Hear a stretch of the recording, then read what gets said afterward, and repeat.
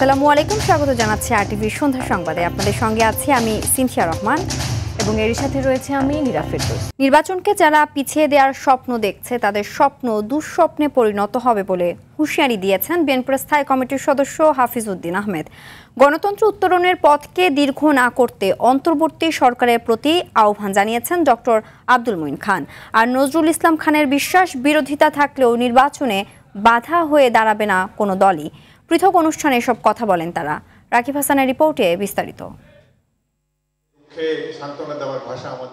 জুলাই গণ অভ্যুত্থানে বর্ষপূর্তি উপলক্ষে রাজধানীর ইঞ্জিনিয়ার্স ইনস্টিটিউশনে শহীদ পরিবারের সম্মাননা জানাতে এই অনুষ্ঠানের আয়োজন। মুক্তিযুদ্ধ করে যে সংবিধান লেখা হয়েছে তা মিথ্যা প্রমাণের চেষ্টা চলছে বলে অভিযোগ করেছেন বিএনপির স্থায়ী কমিটির সদস্য মেজর অবসরপ্রাপ্ত হাফিজ উদ্দিন আহমেদ। জুলাই আন্দোলনের কৃতিত্ব হাইজ্যাক করার চেষ্টা চলছে বলেও অভিযোগ তার। জুলাই আগস্টের সংগ্রাম, এটা কি পিআরএ ভোট হবে, না সংখ্যানুপাতি হবে, না আসন অনুপাতি হবে? এগুলোর জন্য তো কেউ জীবন দেয় নাই। তারা চেয়েছে গণতন্ত্র প্রতিষ্ঠা। গণতন্ত্র প্রতিষ্ঠা করার একটাই উপায় আছে, নির্বাচন দেওয়া। ঢাকা রিপোর্টার্স ইউনিটি মিলনায়তনে ফিরে দেখা রক্তঝরা জুলাই আগস্ট প্রত্যাশা আর প্রাপ্তির শীর্ষক সভায় অংশ নিয়ে ডক্টর আব্দুল মঈন খান বলেন, দিনে দিনে জনগণের আস্থার জায়গা থেকে সরে আসছে অন্তর্বর্তী সরকার। যে প্রত্যাশা নিয়ে 24 জুলাই আগস্ট এসেছিল, আজকে 25 জুলাই আগস্টে আমাদের প্রাপ্তি কতটুকু হয়েছে? বিএনপির ভাইস চেয়ারম্যান প্রয়াত আব্দুল মান্নানের মৃত্যু বার্ষিকীর স্মরণ সভায় আমির খসরু মাহমুদ চৌধুরী বলেন, গণতান্ত্রিক প্রক্রিয়ার মধ্যে নতুন কিছু যুক্ত করতে হলে তা সংসদের মাধ্যমেই করতে হবে। আপনার সব চেক অ্যান্ড ব্যালেন্স সংসদীয় গণতন্ত্রের মধ্যে সব কিছু আছে, নতুন করে আবিষ্কার করার কেউ দরকার নাই। যারা এখন আবিষ্কার করার চেষ্টা করছেন তারা সংসদীয় গণতন্ত্র বুঝেন না, সংসদীয় গণতন্ত্রের স্পিরিট জানেন না, সংসদীয় গণতন্ত্র কিভাবে কাজ করে সেটাও তারা বুঝে না। এদিকে এফডিসিতে ফ্যাসিবাদ বিরোধী ঐক্য ও জুলাই চেতনা নিয়ে ছায়া সংসদ বিতর্ক প্রতিযোগিতায় অংশ নিয়ে নজরুল ইসলাম খান বলেন, যেসব বিষয় ঐক্যমত না হবে তার ফয়সালা হবে সংসদে। আমাদের দলগুলোর মধ্যে যে দূরত্বই থাকুক না কেন, এরা কেউই অগণতান্ত্রিক দল না, এরা সবাই গণতান্ত্রিক দল এবং সবাই বোঝেন যে গণতন্ত্রের বাহন হলো নির্বাচন। নির্বাচনের পিঠে চড়েই গণতন্ত্র আগায়, প্রতিষ্ঠিত হয়। কাজে নির্বাচনের ব্যাপারে কারো কোনো ফ্যাসিবাদ পুনরুত্থানের বিরুদ্ধে সব রাজনৈতিক দলগুলোকে ঐক্যবদ্ধ থাকার আহ্বানও জানান বিএনপির এই নেতা। আজকে তরুণ শিক্ষার্থীরা তারা জানে কিনা ৭৪-এর দুর্ভিক্ষে। রাকিব হাসান, আরটিভি, ঢাকা। ফ্যাসিস্ট স্বৈরাচার শেখ হাসিনার পতনের প্রথম বর্ষপূর্তিতে জুলাই ঘোষণাপত্র উপস্থাপন করা হবে, এমনটা জানিয়েছেন প্রধান উপদেষ্টার উপ প্রেস সচিব আজাদ মজুমদার। খুদে বার্তায় তিনি জানান, অন্তর্বর্তী সরকার জুলাই ঘোষণাপত্রের খসড়া চূড়ান্ত করেছে। আগামী মঙ্গলবার ৫ আগস্ট বিকেল ৫টায় গণ অভ্যুত্থানের সব পক্ষের উপস্থিতিতে জুলাই ঘোষণাপত্র জাতির সামনে উপস্থাপন করা হবে। এ বিষয়ে বিস্তারিত অবিলম্বে ঘোষণা করা হবে।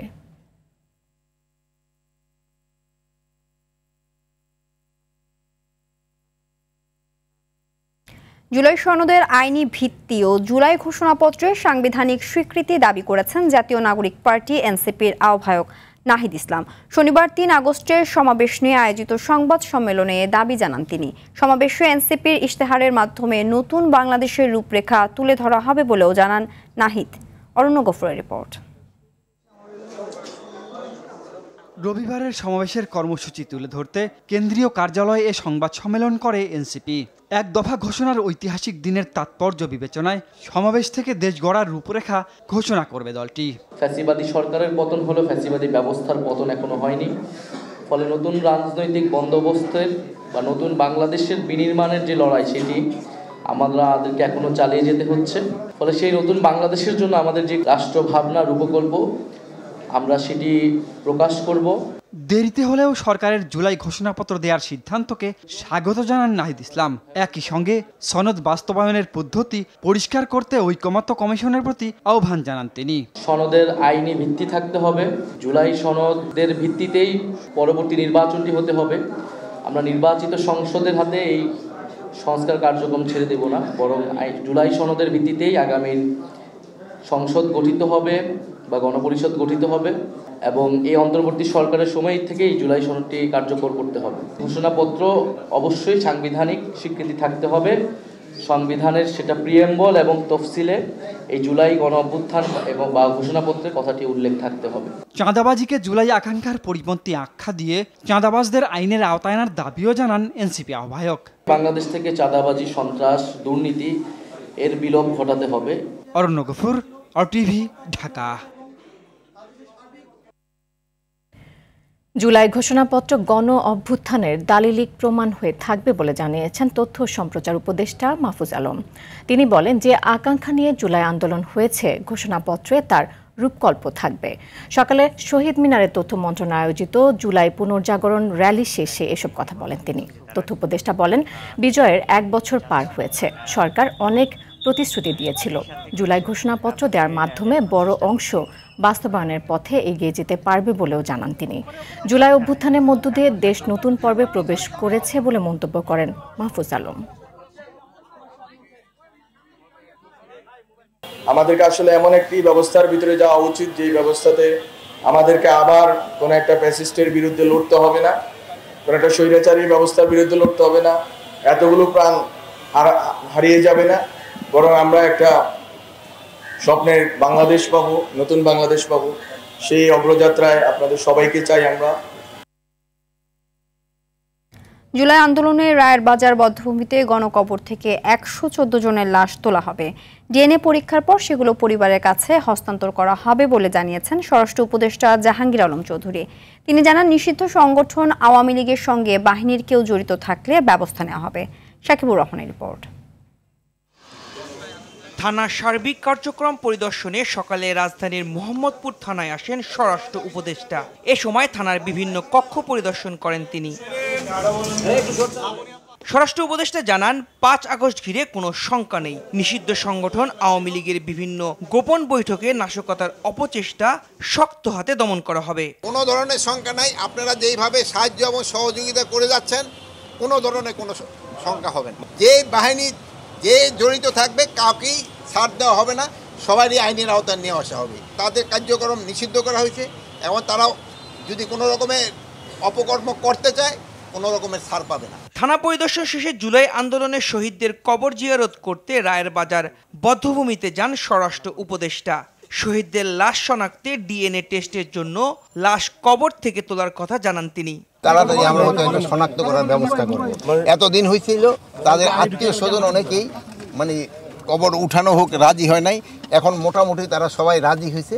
যদি তারা সবাই রাজি হয়ে যায়, তাদের ডেড বডি আমরা শনাক্ত করব এবং যদি কেউ ডিএনএর মাধ্যমে, আর যদি কেউ যদি এখান থেকে তাদের গ্রামের বাড়িতে নিয়ে যেতে চায়, ওটাও আমরা তাদের অ্যালাউ করব। গণকবর সৃষ্টির নেপথ্যে থাকা সবাইকে আইনের আওতায় আনার কথাও জানান স্বরাষ্ট্র উপদেষ্টা। যাদের বিরুদ্ধে তাদের তো আইনের আওতায় ব্যবস্থা আনা হচ্ছে। শাকিবুর রহমান, RTV, ঢাকা। রাজধানীতে র্যাবের পোশাক পরে ডাকাতির ঘটনায় 8 জনকে গ্রেফতার করেছে ঢাকা মেট্রোপলিটন পুলিশের রমনা বিভাগ। ডিএমপির মিডিয়া সেন্টারের সংবাদ সম্মেলনে রমনা বিভাগের ডিসি মাসুদ আলম বলেন, তাঁতীবাজারের স্বর্ণের দোকানে কর্মচারীদের তথ্যের ভিত্তিতে ব্যবসায়ীদের টার্গেট করে এই কাজ করত একটি চক্র। এ সময় তিনি আরও জানান, বিভিন্ন আবাসিক হোটেল, আওয়ামী লীগ নেতাদের বাসা ও বিভিন্ন বস্তিতে অভিযান চালানো হচ্ছে। আগস্ট মাসে সব কর্মসূচি ঘিরে ব্যাপক নিরাপত্তা নেওয়া হয়েছে বলেও জানান ডিসি মাসুদ। এছাড়াও সলিমুল্লাহ মেডিকেলের সামনে সোহাগ হত্যা মামলায় রুমান ব্যাপারী ও আবু হোসেন নামে আরও 2 জন গ্রেফতার করেছে পুলিশ। এ নিয়ে 14 জনকে গ্রেফতার করা হয়েছে। এছাড়াও গুলশানের সাবেক এমপির বাসায় চাঁদাবাজির মামলায় অপুর দেয়া তথ্যে তার বাসা থেকে চাঁদার টাকায় কেনা একটি মোটরসাইকেল উদ্ধার করে ডিএমপি। ডাকাতির ঘটনা তাঁতীবাজার কেন্দ্রিক যত ঘটনা ঘটে ম্যাক্সিমামই তারা এই কাজগুলো করে। তাদের 4-5টা সংঘবদ্ধ চক্র আছে, বিভিন্ন এলাকায় কাজ করে এবং এদের কিছু নেতা আছে যারা এটা সমন্বয় করে। তো এদেরকে এখন আইডেন্টিফাই করা হচ্ছে। সবাইকে আমরা ধরতে পারছি এখন না, এখন পর্যন্ত আমরা 8 জনকে ধরেছি। আবাসিক হোটেল বা কোনো মেস বা যে কোনো অনেক যারা সরকারের সময় অনেক নেতা কর্মী বা যারা আছে, যে তাদের হয়তো অনেক ফ্ল্যাট আছে, যারা এক জনের নামে 5টা 7টা 8টা করে, যেটা তাদেরকে হয়তো রাখার ব্যবস্থা করা হয়। এইসব প্রত্যেকটা জায়গায় কাজ করছি এবং প্রত্যেকটা চিরুনি অভিযান চলতেছে। শুল্কের পরিমাণ কমাতে যুক্তরাষ্ট্রের সঙ্গে কোনো গোপন চুক্তি করেনি সরকার। বোয়িং কেনার বিষয়ে চুক্তি সই হলে এ বিষয়ে বিস্তারিত তথ্য প্রকাশ করবে সরকার। সামাজিক যোগাযোগ মাধ্যমে প্রকাশিত ভিডিও বার্তায় একথা জানান অন্তর্বর্তী সরকারের বাণিজ্য উপদেষ্টা শেখ বশিরউদ্দিন। বাণিজ্য ঘাটতি কমাতে বাংলাদেশ যুক্তরাষ্ট্রের বাজারে আমদানি বাড়াতে চায় বলেও এ সময় জানান তিনি। পাশাপাশি দেশে বিমানগামী যাত্রীর সংখ্যা বাড়ায় 25টি বোয়িং কেনার সিদ্ধান্ত প্রাসঙ্গিক বলেও মত বশিরউদ্দিনের। এদিকে শুল্ক ইস্যুতে যুক্তরাষ্ট্রের সঙ্গে আলোচনায় বাংলাদেশ কোনো লবিস্ট নিয়োগ করেনি বলে জানিয়েছেন জাতীয় নিরাপত্তা উপদেষ্টা ডক্টর খলিলুর রহমান।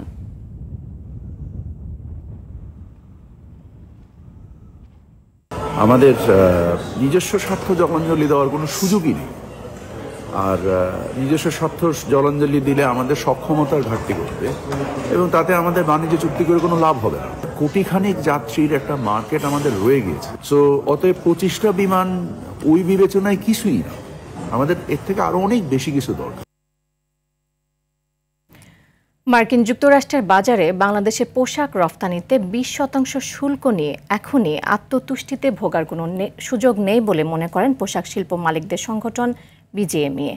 রাজধানীতে নিজস্ব কার্যালয়ে আয়োজিত সংবাদ সম্মেলনে বিজিএমইএ সভাপতি মাহমুদ হাসান খান শুল্ক আরও কমাতে আলোচনা চালিয়ে যাওয়ার আহ্বান জানান।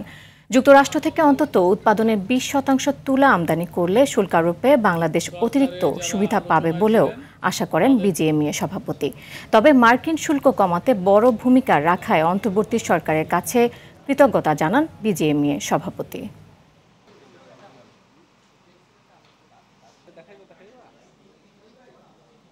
তো আমাদের প্রধান প্রতিদ্বন্দ্বীদের তুলনায় আমাদের ট্যারিফ সহনীয় পর্যায়ে আছে বলে আমরা আপাতত স্বস্তি প্রকাশ করছি। ভারত, ভিয়েতনাম, চীন, পাকিস্তান তারা কিন্তু এই ট্যারিফের পার্সেন্টেজ নিয়ে বসে থাকবে না। তাদের যে নেগোসিয়েশন, তাদের যে লবিং, এটা চলমান থাকবে এবং যে কোনো সময় তাদের ট্যারিফ আরও কম পর্যায়ে চলে আসতে পারে। যুক্তরাষ্ট্রের সর্বশেষ নির্বাহী আদেশে স্পষ্ট করে বলা আছে, কিছু দেশের সাথে যুক্তরাষ্ট্রের বাণিজ্য বা নিরাপত্তা চুক্তি আলোচনা এখনও চলমান আছে। জামায়াতে ইসলামীর আমির ডক্টর শফিকুর রহমানের হার্টের সার্জারি সুষ্ঠুভাবে সম্পন্ন হয়েছে। তাকে নিবিড় পর্যবেক্ষণে রাখা হয়েছে বলে জানিয়েছেন অপারেশনের নেতৃত্ব দেওয়া ডাক্তার জাহাঙ্গীর কবির। সকাল 7:30টায় রাজধানীর একটি বেসরকারি হাসপাতালে এ সার্জারি শুরু হয়। 2টি ধমনীতে 4টি বাইপাস সার্জারি করা হয়েছে বলে জানান ডাক্তার। 3 দিনের মধ্যে নিবিড় পর্যবেক্ষণ থেকে শফিকুর রহমানকে বেডে স্থানান্তর করা হবে। 1 সপ্তাহ পরে জামায়াতের আমির বাসায় যেতে পারবেন বলেও জানান ডাক্তার। 3 সপ্তাহ পরই তিনি স্বাভাবিক কাজকর্ম সহ রাজনীতির মাঠে ফিরতে পারবেন বলেও আশা চিকিৎসকদের। বৈষম্য বিরোধী ছাত্র আন্দোলনের দোয়া ও গণমিছিলকে ঘিরে 2রা আগস্ট সারা দেশে ব্যাপক সংঘর্ষ হয়। এতে নিহত হয় কয়েকজন। ছাত্র জনতার আন্দোলনে নাগরিক সম্পৃক্ততা ও সমর্থন বৃদ্ধি পায়, যা সরকারকে আরও চাপে ফেলে। পরের দিন থেকে অসহযোগ আন্দোলনের ঘোষণা দেয় বৈষম্য বিরোধী ছাত্র আন্দোলন। অরণ্য গফুরের রিপোর্টে দেখুন এর বিস্তারিত। জুলাই পেরিয়ে আগস্ট শুরু হলেও আন্দোলন দমাতে না পেরে একের পর এক হত্যা, নির্যাতন ও ধরপাকড় চালাতে থাকে ফ্যাসিস্ট সরকার। এর প্রতিবাদে 33 জুলাই অর্থাৎ 2 আগস্ট সারা দেশে দোয়া ও গণমিছিলের আয়োজন করে বৈষম্য বিরোধী ছাত্র আন্দোলন। এদিন রাজধানীর উত্তরায় পুলিশ ও আওয়ামী লীগ নেতাকর্মীদের হামলায় আহত হয় শতাধিক শিক্ষার্থী। সিলেট হবিগঞ্জেও সংঘর্ষ হয়, সেখানে পুলিশের গুলিতে মারা যায় একজন। রণক্ষেত্রে পরিণত হয় খুলনা। শিক্ষার্থীদের সঙ্গে অভিভাবকরাও যোগ দেন শিববাড়ি থেকে সোনাডাঙ্গামুখী বিক্ষোভে। শিক্ষার্থীরা পুলিশের সহিংস হামলার প্রতিরোধ গড়ে তুললে ঘটনাস্থলে এক পুলিশ ও অন্তত এক ছাত্র নিহত হয়। হত্যা, নির্যাতনের প্রতিবাদে জুমার নামাজের পর মসজিদ থেকে সারা দেশে মিছিল বের করে মুসল্লিরা। বাইতুল মুকাররম থেকে মাদ্রাসা ছাত্রদের মিছিল আসে শাহবাগে। এদিন ফেসবুক, মেসেঞ্জার ও টেলিগ্রাম বন্ধ করে দেয় সরকার। তবে নানামুখী চাপে 7 ঘন্টা পর খুলে দিতে বাধ্য হয়। আগের দিন ছাড়া পাওয়া 6 সমন্বয়ক এদিন জানান ডিবির চাপে তারা আন্দোলন প্রত্যাহারের ঘোষণা দিয়েছিলেন। বৃষ্টি উপেক্ষা করে কেন্দ্রীয় শহীদ মিনারে প্রতিবাদ সমাবেশ করে হতাহতের বিচার দাবি জানান চিকিৎসক ও মেডিকেল শিক্ষার্থীরা। জাতীয় প্রেস ক্লাব থেকে শহীদ মিনার পর্যন্ত দ্রোহযাত্রা করে শিক্ষক, শিক্ষার্থী সহ বিভিন্ন পেশার মানুষ। 2 আগস্টের গণজাগরণের মধ্যে দেখতে পেলাম যে মানুষ স্বতঃস্ফূর্ত রাস্তা নেমে আসছে এবং মোটামুটি আমাদের এখানে আমাদের কেন্দ্রীয় নির্দেশনা ছাড়াও মানুষজন 2 আগস্টই হচ্ছে মানে হাসিনার বিরুদ্ধে স্লোগান দিয়ে সরাসরি যে হাসিনাকে চাই না এরকম, মানে মানুষ একদম অতিষ্ঠ আর কি হাসিনার প্রতি। তো এই সব কিছু মিলাই এসে মানুষ তখন স্বপ্ন দেখতে শুরু করছে যে এই ছাত্ররা যারা হচ্ছে কোটা সংস্কারের দাবিতে আন্দোলন শুরু করেছিল তাদের হাত ধরেই হয়তো বা স্বৈরাচারের পতন হতে পারে। পরদিন থেকে অসহযোগ কর্মসূচির ঘোষণা দেয় বৈষম্য বিরোধী ছাত্র আন্দোলন।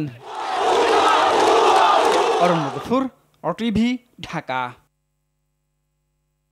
চট্টগ্রামে বৈষম্য বিরোধী ছাত্র আন্দোলনে হত্যার অভিযোগে সাবেক পররাষ্ট্রমন্ত্রী হাসান মাহমুদ, সাবেক শিক্ষামন্ত্রী নফেল সহ 231 আওয়ামী লীগ নেতা কর্মীর বিরুদ্ধে চার্জশিট দিয়েছে পুলিশ। গত 30 জুলাই চান্দগাঁও থানার উপপরিদর্শক নুরুল হক আদালতে অভিযোগপত্র জমা দেন। তবে বিষয়টি আজ শনিবার জানাজানি হয়। নগরীর বহদ্দারহাট এলাকায় গত বছরের 3 আগস্ট ছাত্র জনতার আন্দোলনের সময় গুলিতে অটো রিকশা চালক শহীদুল ইসলাম শহীদ হত্যার ঘটনায় এর চার্জশিট দেওয়া হয়েছে। জুলাই আন্দোলনের ঘটনায় এটি চট্টগ্রামে হওয়া মামলাগুলোর মধ্যে প্রথম চার্জশিট। কক্সবাজারের রামুতে ট্রেনের ধাক্কায় সিএনজি চালিত অটোরিকশার 4 যাত্রী নিহত হয়েছে। দুপুরে রামুর রশিদনগরের পানিরছড়া ভারুয়ারখালী সড়কের রেল ক্রসিং পারাপারের সময় এই দুর্ঘটনা ঘটে। প্রত্যক্ষদর্শীরা জানায় একটি যাত্রীবাহী সিএনজি অটোরিকশা রেল ক্রসিং পার হওয়ার সময় চট্টগ্রামগামী একটি ট্রেনের সঙ্গে সংঘর্ষ হয়। এ সময় সিএনজি মুহূর্তে দুমড়ে মুচড়ে যায়। এতে ঘটনাস্থলে এক শিশু, 2 নারী ও চালক নিহত হন। এদিকে শরীয়তপুরের নড়িয়ায় বাসের ধাক্কায় আলিউজ্জামান মুন্সি নামে এক ভ্যান চালক নিহত হয়েছে। এ সময় ভ্যানে থাকা 2 যাত্রী গুরুতর আহত হয়। অপরদিকে ঢাকা মাওয়া এক্সপ্রেসওয়ের সার্ভিস রোডে চলন্ত একটি যাত্রীবাহী বাসের চাকায় আগুন লাগে। বাসের যাত্রীরা আতঙ্কে বাস থেকে নেমে নিরাপদ স্থানে সরে যায়। তবে এই ঘটনায় কেউ হতাহত হয়নি।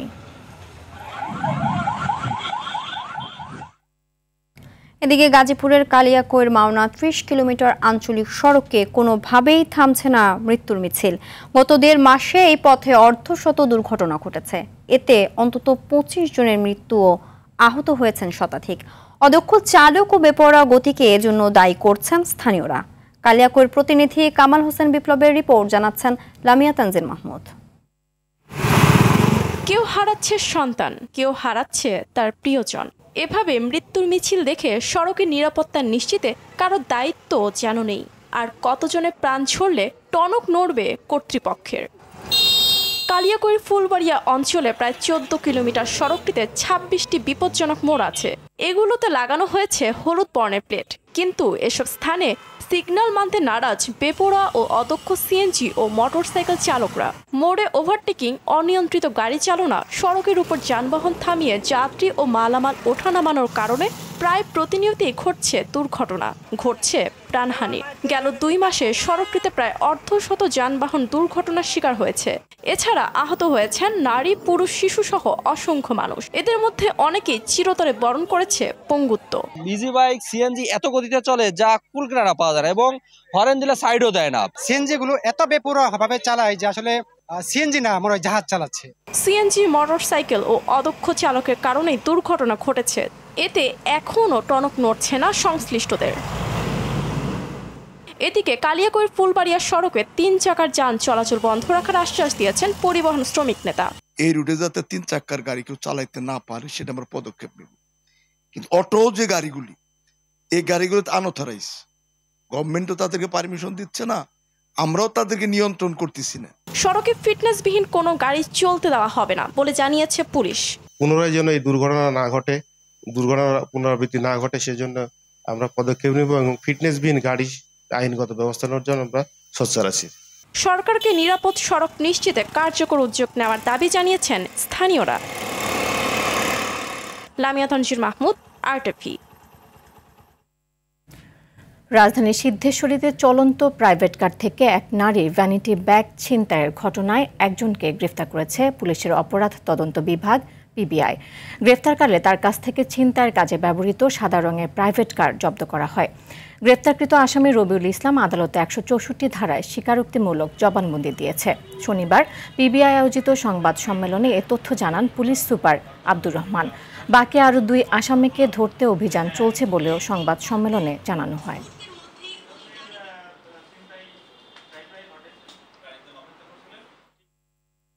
রাজধানীর গুলিস্তানের সুন্দরবন স্কয়ার মার্কেটের আগুন নিয়ন্ত্রণে এসেছে। ফায়ার সার্ভিসের 11টি ইউনিটের চেষ্টায় বেলা 11:15টার দিকে আগুন নিয়ন্ত্রণে আসে। সকাল 10টার দিকে মার্কেটটির 5ম তলায় আগুন লাগে। আগুন লাগা ভবনটি আগে থেকে ঝুঁকিপূর্ণ বলে জানিয়েছে ফায়ার সার্ভিস। ভবনে আগুন নিরোধক কোনো কিছুই ছিল না। এই অগ্নিকাণ্ডে কেউ হতাহত হয়নি। আগুন নিয়ন্ত্রণে ফায়ার সার্ভিসের পাশাপাশি পুলিশ, বিজিবি ও সেনাবাহিনীর সদস্যরা কাজ করে। এই মার্কেটে ফায়ার সার্ভিস, সিভিল ডিফেন্সের কোনো সেফটি প্ল্যান নাই এবং বারবার আমরা নোটিশ দিয়ে যাচ্ছি, কোনো অগ্নি নিরাপদ ব্যবস্থাও নাই। আমরা প্রতিবারেই কিন্তু এই বিল্ডিংটাকে আমরা একবার অগ্নি নির্বাপনের ঝুঁকিপূর্ণ ভবন হিসাবে চিহ্নিত করেছিলাম। এলোমেলো তারের কারণেও কিন্তু আগুনটা একদিক থেকে অন্যদিকে চলে গেছে এবং প্রচণ্ড ধোঁয়া সৃষ্টি হয়েছে। ভারতের সাথে 54টি যৌথ নদীর মধ্যে গঙ্গা ছাড়া অন্য কোনোটির পানি ব্যবস্থাপনার চুক্তি নেই। এদিকে গঙ্গা নদীর পানি চুক্তির মেয়াদ 2026 সালের ডিসেম্বরে শেষ হবে। তাই নদীর পানির অধিকার সংরক্ষণের আন্দোলন আরও বেগবান করার আহ্বান জানিয়েছে আন্তর্জাতিক ফারাক্কা কমিটি। দুপুরে পানি অধিকার যোদ্ধা আতিকুর রহমান শালু স্মারক গ্রন্থের প্রকাশনা উপলক্ষে জাতীয় প্রেস ক্লাবে আয়োজিত অনুষ্ঠানে বক্তারা এসব কথা বলেন। এ সময় তারা বাংলাদেশের নদী পানির অধিকার আন্দোলনে আতিকুর রহমান শালুর আপোষহীন সংগ্রাম একটা অতুলনীয় দৃষ্টান্ত হিসেবে যুগ যুগ ধরে অনুপ্রেরণা যোগাবে বলে উল্লেখ করেন। সন্ধ্যা সংবাদ এ পর্যন্তই। রাতের সংবাদ 11:15টায় দেখার আমন্ত্রণ রইল। এতক্ষণ সাথে থাকার জন্য ধন্যবাদ সবাইকে। ধন্যবাদ।